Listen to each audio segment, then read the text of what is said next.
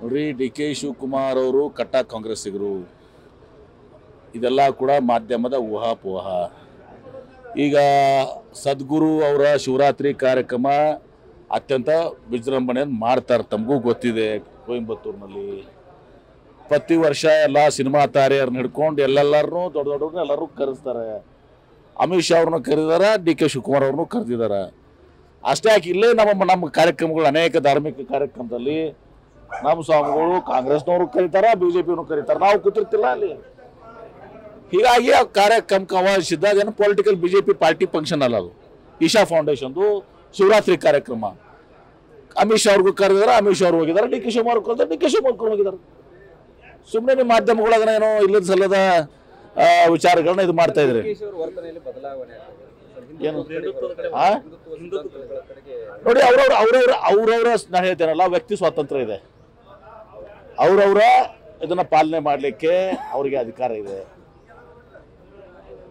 ಪ್ರಜಾಪ್ರಭುತ್ವದಲ್ಲಿ, ಸಂವಿಧಾನದಲ್ಲಿ ಜೈನರಿಗೆ ಅವ್ರದ್ದು ಮಾಡುವಂಥದ್ದಿದೆ, ಸಿಖ್ಖರಿಗೆ ಅವ್ರು ಮಾಡುವಂಥದ್ದಿದೆ, ಲಿಂಗಾಯತರಿಗೆ ನಮ್ಮದು ಮಾಡೋದಿದೆ, ಹಿಂದೂಗಳಿಗೂ ನಮಗೆ ಮಾಡೋದಿದೆ. ಎಲ್ಲರಿಗೂ ಅವರವರ ಧಾರ್ಮಿಕ ವಿಚಾರದಲ್ಲಿ ವ್ಯಕ್ತಿ ಸ್ವಾತಂತ್ರ್ಯ ಇದೆ. ಶಿವಕುಮಾರ್ ಅವರು ವೈಯಕ್ತಿಕ ಇದು, ಅದು ಪಕ್ಷದ ಅದು ಅಲ್ಲ, ಅಥವಾ ನನ್ನ ವೈಯಕ್ತಿಕ, ಅದು ಪಕ್ಷದಲ್ಲ. ನನ್ನ ವೈಯಕ್ತಿಕ ಆಚರಣೆ, ನನ್ನ ವೈಯಕ್ತಿಕ ಸ್ಮಿತಿ ಏನಿರ್ತದಲ್ಲ ಅದು ಬೇರೆ. ಹೀಗಾಗಿ ಒಂದಕ್ಕೊಂದು ಮಿಕ್ಸ್ ಮಾಡುವಂಥ ಅವಶ್ಯಕತೆ ಇಲ್ಲ. ಪಕ್ಷ ಸಿದ್ಧಾಂತದ ಅದಿರ್ತದೆ. ಈಗ ಪಕ್ಷದ ಶಿವಕುಮಾರ್ ಹಿಂದೂಗಳಲ್ವಾ? ಹಿಂದೂಗಳು ಹೌದೇ ಇಲ್ಲೋ? ಮತ್ತೆ ಶಿವರಾತ್ರಿಗೆ ಹೋದ್ರೆ ಏನಾಗ್ತದೆ? ಪಕ್ಷ ಸಿದ್ಧಾಂತ ಇರ್ತದೆ, ಅದು ಶಿವರಾತ್ರಿ ಮಾಡೋದು. ನಾನು ಶಿವರಾತ್ರಿಗೆ ಹೋಗಿಲ್ವಾ? ಶಿವನ ಲಿಂಗದ ಗುಡಿಗೆ 170 ಲಿಂಗದ ಗುಡಿಗೆ ಹೋಗಿದ್ದೀವಿ. ಅಲ್ಲಿ ನಮ್ಮ ಬಸಂತ್ ಕುಮಾರ್ ಪಾಟೀಲ್ರದ್ದು ಶಿವಗಿರಿಗೂ ಹೋಗಿದ್ದೀವಿ. ಅಮಿತ್ ಶಾ ಅವರೆಲ್ಲ ಬಂದಿದ್ರು. ಏನು ತಪ್ಪಿದೆ? ಈಗ ಎಷ್ಟೋ ಕಾರ್ಯಕ್ರಮದಲ್ಲಿ ನಾವು ಕಾಂಗ್ರೆಸ್ನವರು ಅದು ಕೂಡಿರ್ಬೇಕನ, ಸ್ವಾಮಿಗಳು ಕರೀತಾರೆ, ಅನೇಕ ಕಾರ್ಯಕ್ರಮಗಳನ್ನ ನಮ್ಮನ್ನು ಕರೀತಾರೆ, ಅವರು ಕರೀತಾರೆ.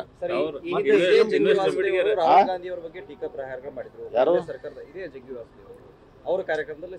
ನೋಡಿ, ಅದು ಜಗ್ಗಿ ವಾಸುದೇವರು ಇದು ಒಂದು ಭಾಗ. ಇಲ್ಲಿ ಇರುವಂಥ ಕಾರ್ಯಕ್ರಮ ಶಿವರಾತ್ರಿ ಕಾರ್ಯಕ್ರಮ. ಶಿವರಾತ್ರಿ ಕಾರ್ಯಕ್ರಮಕ್ಕೆ ಇವತ್ತು ಅವರು ಹೋಗಿದ್ದಾರೆ.